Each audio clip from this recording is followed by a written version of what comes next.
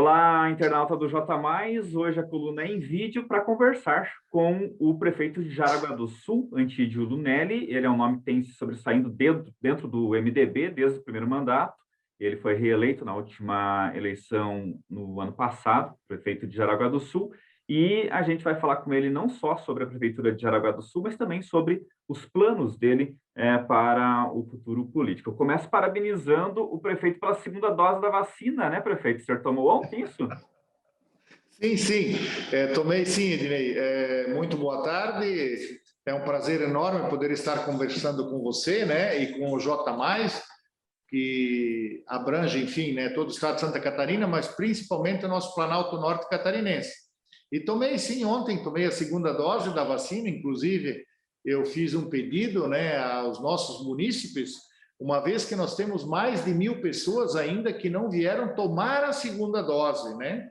E isso nos preocupa muito, porque nós estamos hoje, eu diria até que num momento bastante positivo, né?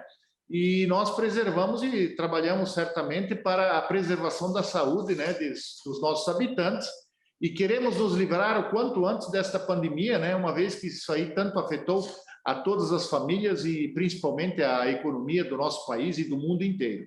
Então, faço até esse apelo nesse momento que eu estou aqui falando contigo, para que as pessoas que não foram tomar a sua segunda dose da vacina, por favor, vão tomá-la, porque é de suma importância, pois nós precisamos nos livrar desse mal, né, que nos causou tanto mal-estar e tanto prejuízo, e tantas pessoas, famílias, amigas, né, quantos amigos, quantos familiares, quantos parceiros, companheiros, né, quantos profissionais, quantos servidores que nós perdemos durante toda essa pandemia. Então, fica aqui o meu apelo para que todos voltem, os que não tomaram a vacina, que venham tomar. Eu não tenho acompanhado a situação aí em Jaraguá, mas creio que não seja muito diferente de Canoinhas, ou seja, está caindo o número de casos ativos, está caindo o número de internamentos também? Sim. Não, certamente, caindo e caindo drasticamente. Nós estamos, assim, muito felizes, né, pelo controle. Jaraguá do Sul foi um município que, desde o início do decreto do nosso governador, né, a partir do segundo dia já nós criamos o nosso comitê de prevenção contra o Covid, e esse comitê ele envolve e abrange diversas entidades do nosso município, inclusive a nossa Polícia Militar, a nossa Polícia Civil, os nossos profissionais todos da área de saúde, a Associação Comercial e Industrial de Jaraguá do Sul, o Ministério Público, né? Então, a OAB. Então, isso foi um dos fatores assim que nos ajudou muito durante esta pandemia, e principalmente nas tomadas de decisões e do controle, né? Do controle. E Jaraguá do Sul tem 2 excelentes hospitais, muito bem dirigidos, muito bem conduzidos, né? E com o apoio que nós, da Prefeitura Municipal, sempre estamos presentes e damos a essas instituições, eu quero dizer de que nenhum jaraguaense precisou sair de Jaraguá do Sul para se tratar, pelo contrário, nós aqui atendemos pacientes de toda a nossa região, bem como de todo o estado de Santa Catarina. Apesar das perdas de vidas que aconteceram, mas nós tivemos aqui, eu diria assim, um atendimento exemplar, né? E até bastante exitoso, e Jaraguá do Sul leva mais essa marca, eu diria assim, positiva na questão do trabalho referente à nossa saúde pública. Então, né, vamos falar de licitação. Licitação é um processo que demora meses, dependendo de recurso e tudo mais. E mesmo assim, como está se provando aqui na nossa região, o senhor deve estar por dentro do escândalo que aconteceu recentemente em Bela Vista do Toldo, Major Vieira, dentro das licitações, dentro de todo aquele processo que é moroso, que é enrolado, né, que é amarrado, houve fraudes, só para dar um exemplo, mas há fraudes em licitações em todo o Brasil. E outra situação que eu gostaria que o senhor comentasse também, que trava o sistema público, mas aí eu lhe pergunto qual seria a solução para isso, né? É a questão que está sendo desenrolada justamente nesse momento em que a gente conversa, na Assembleia Legislativa, que é da reforma da Previdência, do funcionalismo público. Tem policiais civis e tem professores e outros servidores que estão, inclusive, tentando invadir a Assembleia para reivindicar a não aprovação da reforma, porque eles se sentem prejudicados. Para um gestor, obviamente, que o melhor dos mundos é pagar bem os seus subordinados, né? Porém, o serviço público não é bem assim, é muito diferente por conta das limitações que podem, inclusive, responsabilizar o gestor, né? Qual a solução nesses 2 pontos que eu coloquei para o senhor e 2 entraves da gestão pública? Bem, na questão das licitações, naturalmente que tudo nasce das pessoas que estão lá por trás, que você tem que ter pessoas realmente de confiança e pessoas do bem, porque você sabe que com o sistema atual, se você quiser fazer arrumar esquemas, você arruma onde você imaginar, né? Por exemplo, nós aqui em Jaraguá do Sul, para teres ideia, o Ednei, eu jamais falei com qualquer fornecedor nosso, jamais recebi um fornecedor no meu gabinete. O nosso sistema de licitação está lá totalmente automatizado, onde que as pessoas podem participar, ela é aberta, ela é pública, então eu nunca sei quem ganhou, quem não ganhou, e nós levamos aquilo realmente à risca e dentro da lei. Agora, o que acontece? Nós temos pessoas aqui, profissionais, que estão por trás desses trabalhos, que são pessoas de extrema confiança e que agem e pensam e seguem rigorosamente as orientações do prefeito. Isto é um ponto. Então, o prefeito aqui não sabe quem é o fornecedor, jamais tomei um cafezinho, jamais levei para casa uma bala, um bombom, um lápis que eu tenha ganho de presente, que mandam aqui, às vezes, desde uma garrafa de vinho ou uma garrafa de cachaça, ou qualquer brinde que chega no gabinete, eu sempre disponibilizo isso aqui para os servidores, nunca levei nada, só que é uma questão de princípios, O prefeito aqui, para teres ideia, jamais coloquei uma despesa de gabinete dentro da prefeitura, porque eu venho aqui, não quero dizer de que isso seja ilegal. Não, absolutamente. Eu acho que o prefeito ele tem que receber, e deveria de receber bem até para não participar de esquemas e rolos, tá? E existem as despesas que o prefeito tem, que naturalmente ele está em trabalho do município, mas aqui nós não colocamos absolutamente nada. Nunca usei um carro da prefeitura, nunca usei 1 litro de combustível, uma diária, uma passagem aérea, uma estada em Florianópolis, seja onde for. Nunca coloquei isso, mas é uma questão de princípio meu, tá?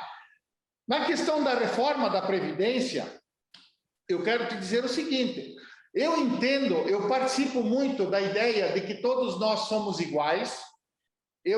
Essa discriminação que foi criada desde o governo federal, quando começaram lá, desde as pessoas, né, gay, não sei o quê, preto, branco, amarelo, vermelho, gente, para mim é todo mundo igual. O que manda é aqui a cor do nosso sangue. O nosso sangue, ele é igual, ele tem a mesma cor. Então, eu parto desse princípio. O que eu entendo ali, que, claro, que o Estado, ele tem que ver os números, né? O Estado, ele sempre foi, eu diria assim, bastante benevolente na questão do diferencial entre a iniciativa privada e o setor público, e eu não tenho nada, absolutamente nada, contra o servidor e nem contra a aposentadoria de ninguém, absolutamente. Mas o que eu questiono é a questão da contribuição. Houve a contribuição? Houve a contrapartida? Tá. Não importa se eu vou me aposentar com 5, com 10, com 15, com 20, não tem problema. Mas houve a contribuição? Houve o tempo, por exemplo, que nós aqui fora da iniciativa privada, os nossos colaboradores, os nossos funcionários, entendem? Então, eu entendo assim que nós temos que ter uma igualdade. E aqui, por exemplo, eu acho que talvez, veja bem, eu não tenho os números do Estado na mão, tá?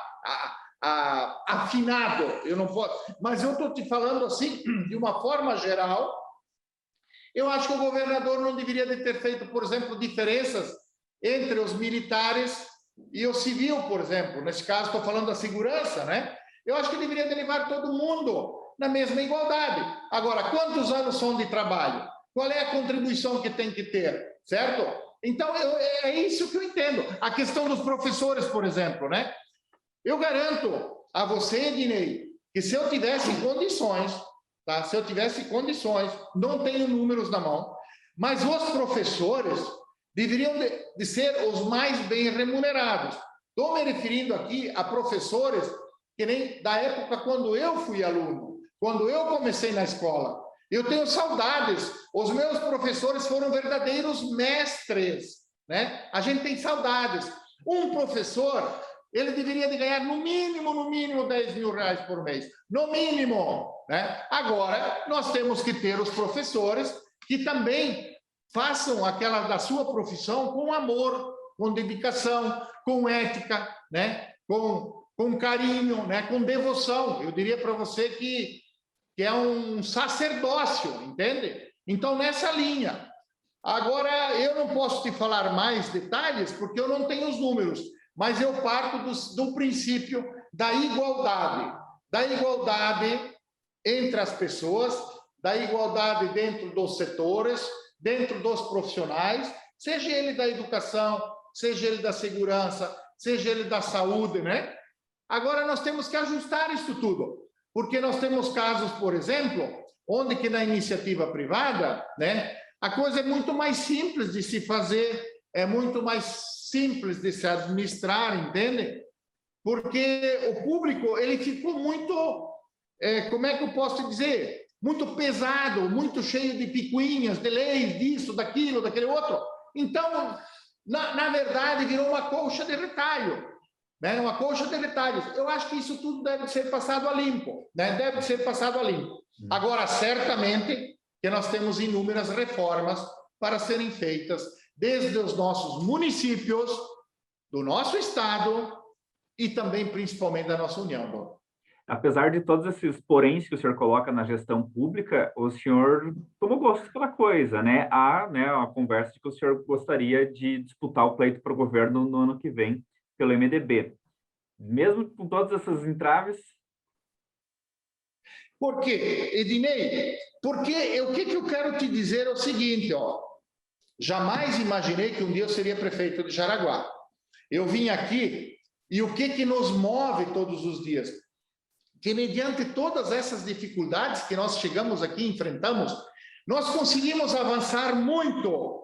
Mas conseguimos por quê? Porque nós formamos uma boa equipe de trabalho, porque nós fomos sempre muito transparentes com a nossa Câmara de Vereadores e principalmente com a nossa população. Sabe, Dinei? Jaraguá do Sul nunca reelegeu um prefeito em sua história. Nunca! Nós tivemos prefeitos que voltaram depois em outro mandato, mas reeleição em Jaraguá do Sul nunca teve, Dinei. Eu fui o primeiro prefeito reeleito. Só que a minha forma de trabalhar, ela é uma forma muito transparente e muito simples. E quero te dizer mais, nós nas nossas empresas, por exemplo, nós temos a participação, né, sobre os resultados, né? Nós temos a participação da conquista dos resultados. Então, o que eu quero te dizer com isso? Que a transparência nossa, ela vem desde lá da nossa empresa, sabe? Que eu vou te dizer que não é fácil, nós estamos num segmento difícil também. Só que, qual é a diferença que faz em uma empresa? Qual é a diferença que faz em qualquer instituição? São as pessoas, Ednei. Máquina, equipamento, prédio, você compra, se tu não tem dinheiro, você financia. Mas a diferença do teu negócio, quem move, quem faz, são as pessoas. Então, diante disso, o senhor vê que é possível administrar um governo, mesmo com os entraves que existem, com uma boa equipe que faça a coisa acontecer. Exatamente. Por quê? Porque eu acredito no bem, eu acredito no certo, eu acho que o que é certo é certo, pode ser um pouco mais difícil de você chegar lá, de você conquistar, mas a outra forma, principalmente, Ednei, eu gostaria que as pessoas pudessem saber verdadeiramente dos números, né? Dos números do município, do estado, da União. E eu te falo que daí o meu maior orgulho, Ednei, desde o meu primeiro mandato, lá no início, no meu primeiro semestre, que não foi fácil nós conseguirmos integrar a nossa prefeitura, porque nós chegamos aqui, estava toda picada, né? E conseguirmos os números, e isso aqui nós fizemos desde o primeiro semestre, mostrando para a população, né? Todas as receitas do município, todas elas, de onde elas vêm, mas sem sigla, sem com que as pessoas não entendessem, e mostrando os investimentos do município, onde que realmente o dinheiro é colocado.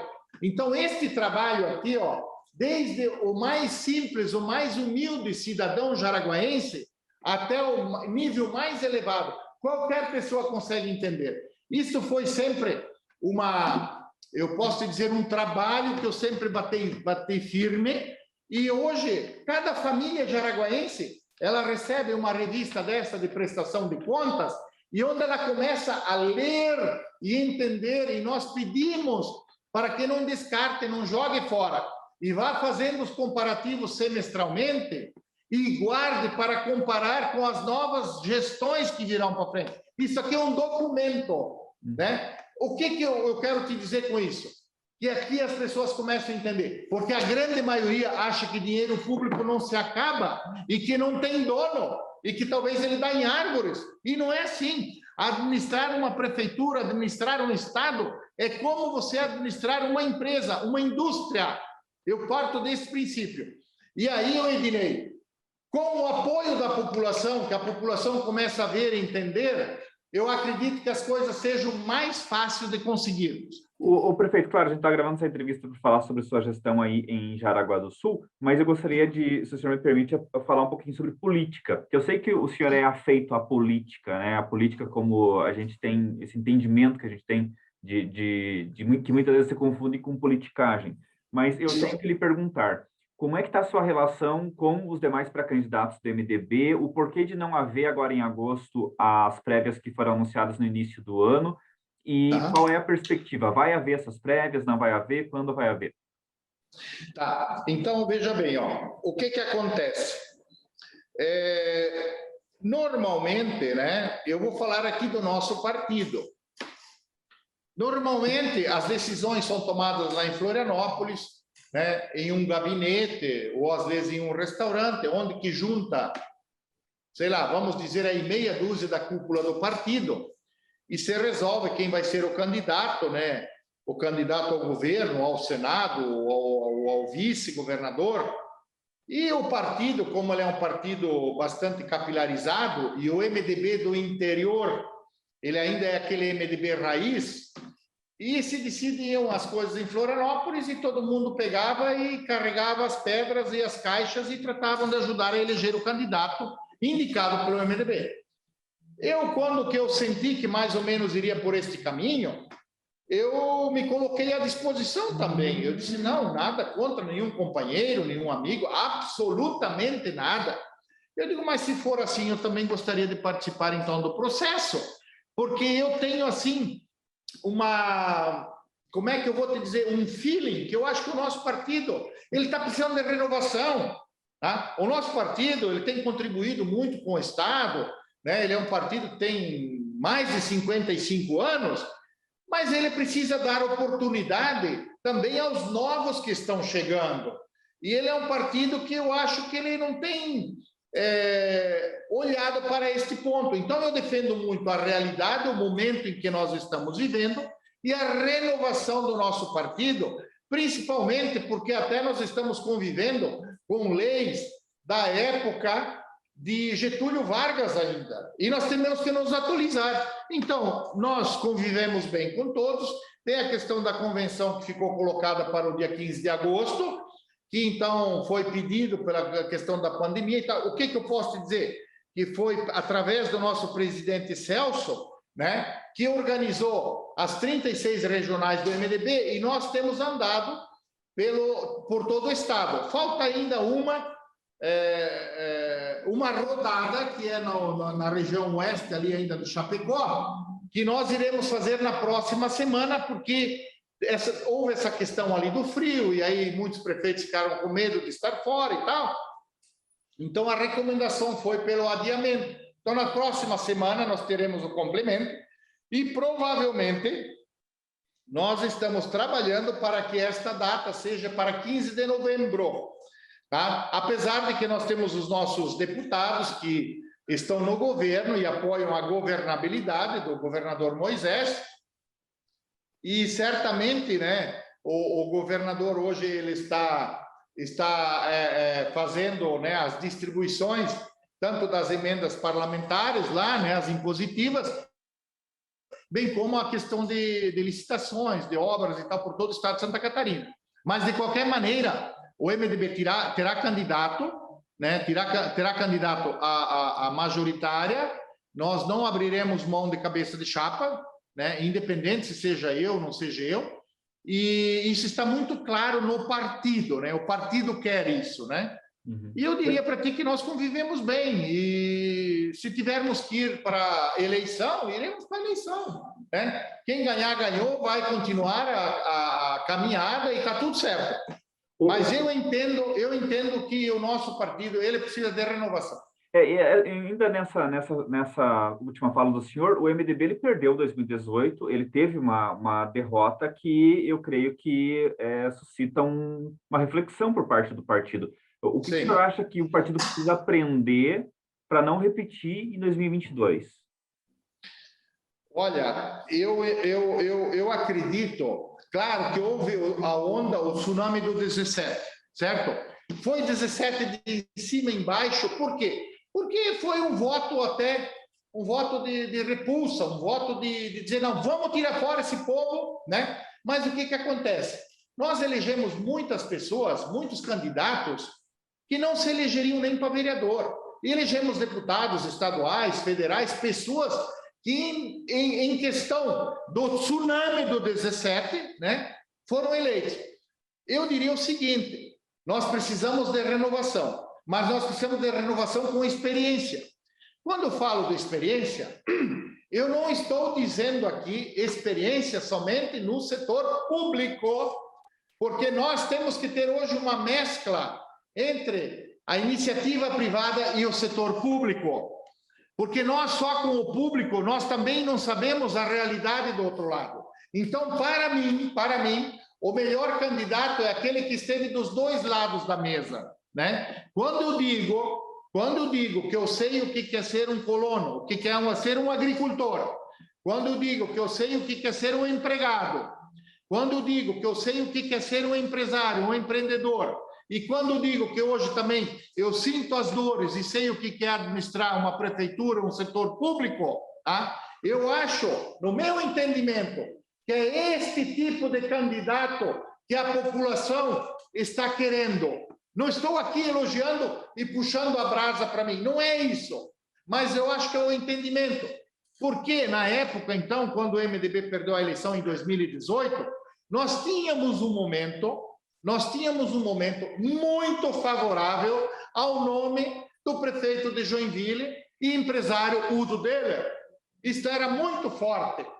Mas chegou-se lá em um determinado momento que achou-se que não iria ser Udo e que nós teríamos o nosso deputado federal que concorreu às eleições e aí com mais o tsunami do 17, quer dizer, o MDB não chegou nem no segundo turno, né?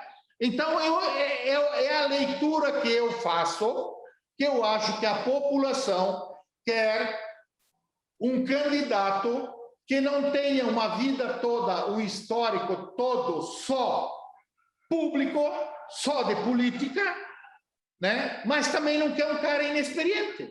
Eu acho que eles querem um candidato que consiga dosar isso tudo e que trabalhe muito bem da iniciativa privada e do setor público. Né? E o que se viu, me permita dizer, prefeito, com esse fenômeno de 17 foi o exemplo do Carlos Moisés, uma inexperiência que resultou em, por exemplo, a compra dos respiradores, que me parece uma negociação bastante amadora, né, por parte de alguém que faltou experiência. E o próprio presidente Bolsonaro é muito criticado por ser extremamente ele é extremamente duro, né, nas palavras quando ele quer criticar, isso. Quando ele quer dizer, não é ponderado, como o senhor está pregando aí, na questão do juntar as duas coisas. Nesse isso. sentido, o senhor acha que se repete a onda 17 em 2022? Olha, veja bem, eu acredito que o presidente Bolsonaro ele não receberá mais a votação que ele recebeu lá atrás no primeiro mandato. Agora, se nós tivermos que ir por eliminatória, e de repente nós só tivermos 2 candidatos, né? Só 2 candidatos. Certamente que eu acredito que o nosso presidente Bolsonaro deverá de ganhar as eleições, até para nós não termos um retrocesso. E o problema do nosso presidente é que ele se pega muito a miudezas, né? A questão, por exemplo, do maltrato com a imprensa, né? Eu acho que ele poderia ser um pouquinho mais polido referente a isso, e ele realmente deveria de se preocupar com as grandes causas do nosso país, com as grandes questões do nosso país. E, no entanto, nós estamos vivendo todo momento um embate. Mas, se nós não tivermos uma terceira via, que eu não sei quem poderá ser, né? Que o ideal seria uma terceira via de equilíbrio, de conhecimento, né? Porque os extremos, tanto esquerdista quanto direitista, né? Os extremos não são bons para ninguém. Claro que foi um momento que eu acho que talvez, tenho certeza que nós precisávamos dessa ruptura, né? Precisávamos, então aconteceu. Agora vai depender do que vai acontecer daqui para frente. Mas o meu sentimento, neste momento, eu acredito que o presidente Bolsonaro ainda ganha as eleições em Santa Catarina. Uma última pergunta, prefeito. O partido, o MDB, está aberto a parcerias? Pode ser que venha a compor contra as siglas, na hipótese até de abrir a cabeça de chapa? Eu vou até te fazer uma provocação, na verdade, não é nenhuma pergunta. O MDB poderia abrir para o Carlos Moisés, considerando que está no governo? Olha, eu quero lhe dizer o seguinte, se depender da jovem guarda, eu acredito que não. Não sei, em política tudo pode acontecer. A gente sente uma afinidade bastante grande em relação ao governador, mas eu quero te dizer de que não acredito. Eu acho que está muito claro que o MDB será a cabeça de chapa, tá? E dentro do nosso partido, fala-se em muitos momentos que nós poderíamos, inclusive, ir de chapa pura, os 3 pré-candidatos, e sairmos de chapa pura. No meu entendimento, talvez chegaríamos ao segundo turno, só que eu não sei se talvez não seria assim uma demonstração de muita arrogância perante aos demais partidos. Então, eu acredito que nós deveremos de compor, sim, deveremos de compor, com quem ainda não sei, é muito cedo, é muito antecipado para se falar nisso, né? Mas eu acho que no andar da carruagem, né? No andar da carruagem, tudo irá se acertar. Agora, claro, quando você ganha uma eleição de chapa pura, você fica mais fácil depois na administração, né? É mais fácil de você administrar. Administrar, que eu digo que você daí administra com os teus indicados. E quando você tem que fazer uma composição, você tem que respeitar essa composição, né? Mas certamente deverá de haver, sim, uma composição com mais partidos e como diz outro, o povo irá decidir. É democracia.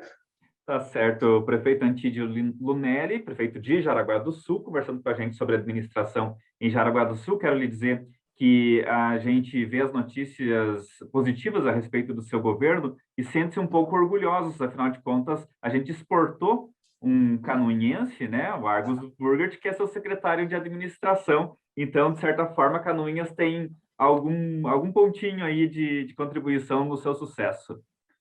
Olha, o Ednei, eu quero te dizer que eu fico muito feliz e agradecido, tá? E principalmente todo o nosso trabalho é em função da nossa equipe. O prefeito não faz nada sozinho.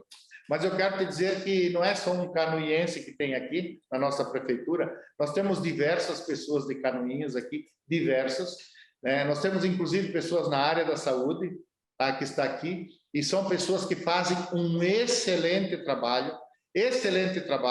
Quero dizer de que até quando que na época eu anunciei, né, o nome do nosso secretário da administração, teve alguns de oposição que até chegaram a me criticar e dizer que se nós não teríamos ninguém em Jaraguá do Sul e tal, mas eu recebi por indicação. E qual é o grande diferencial da pessoa ou das pessoas que estão aqui?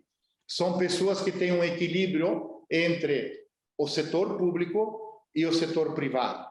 tu me entendes? As pessoas que nós temos aqui, então eles sabem, né, o diferencial de estar de um lado e de estar de outro lado. E além, naturalmente, de serem pessoas sérias, honestas e que compõem o nosso governo com muito orgulho. Mas não são somente os canoienses. Jaraguá do Sul tem pessoas aqui hoje do Brasil inteiro, né? E eu quero lhe dizer uma coisa, nós temos uma excelente equipe de trabalho e os nossos servidores hoje também reconhecem o trabalho do prefeito, que é um trabalho de gestão voltado para o futuro. Não é uma administração politiqueira e nem de interesses próprios, absolutamente. Isso nós conseguimos colocar dentro da nossa prefeitura municipal, bem como dentro da nossa população. Então, eu te agradeço e fico muito feliz e sempre às ordens e à disposição, Ednei. Eu que agradeço, prefeito, e já deixo o convite quando o senhor estiver aqui em Canoinhas ou passando pela região para nos fazer uma visita e aí sim a gente grava uma entrevista aqui no estúdio. Legal. Um abraço, tudo de bom para vocês aí. Um abraço, tudo de bom, prefeito.